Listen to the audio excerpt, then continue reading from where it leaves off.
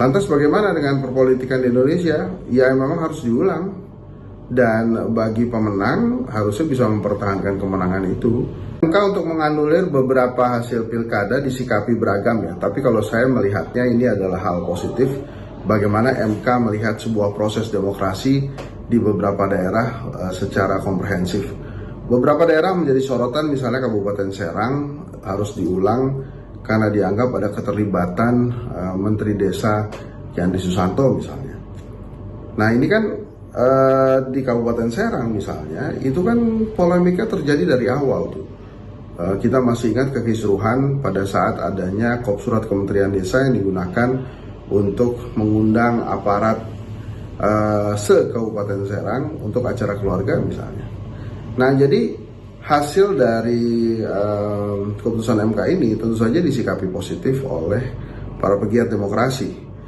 Walaupun masih ada kejanggalan-kejanggalan yang terjadi karena misalnya tidak dilaporkan ke MK atau tidak adanya gugatan ke MK, misalnya di Pilkada Banten, Jakarta, Jawa Tengah misalnya. Tapi hasil kemarin itu minimal membuat citra Mahkamah Konstitusi masih bergigi itu muncul. Jadi memang kalau untuk level nasional, Pilpres belum pernah ada sejarah MK menggagalkan sebuah hasil pemilu, tapi di dalam pilkada memang sudah beberapa kali. Dan kemarin dibatalkan beberapa kemenangan gitu ya. Nah, lantas bagaimana dengan perpolitikan di Indonesia? Ya memang harus diulang. Dan bagi pemenang harusnya bisa mempertahankan kemenangan itu sehingga memang kita lihat aja jalannya demokrasi, walaupun yang menang kemarin belum tentu menang nanti pada saat pemilu ulang. Ya semoga kehidupan demokrasi di Indonesia makin baik dan pelaksanaan pilkada juga lebih baik di tahun-tahun berikutnya. Minimal ini ada catatan penting bahwa bila kecurangan terjadi terstruktur, masif, dan sistematis, ini ternyata masih bisa digagalkan kemenangannya oleh MK.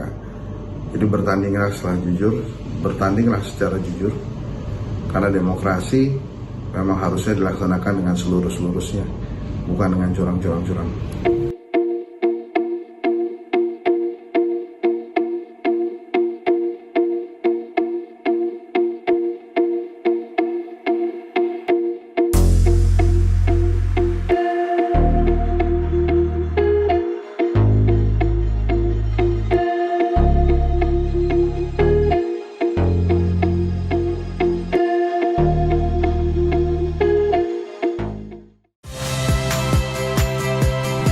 Saya Rahmat Ibrahim.